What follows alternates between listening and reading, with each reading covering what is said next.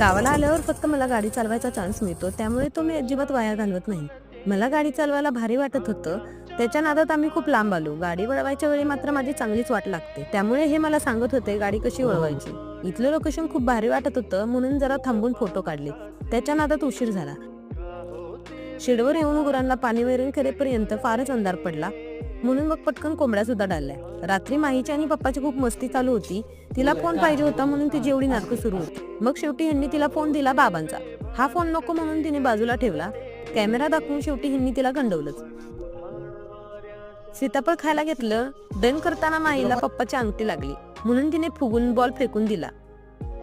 सीताफळ खाल्लं आणि परत लगेच हिची मस्ती सुरू झाली. सोप्यावर चढून उडी मारली तसा भैयाचा फोन खाली पडला. एवढं करून सुद्धा गप्प बसेल ती माही कसली. तुला थोड्या दिवसांनी ती कसं असते ना, पोरं पुन्हा वागली ना की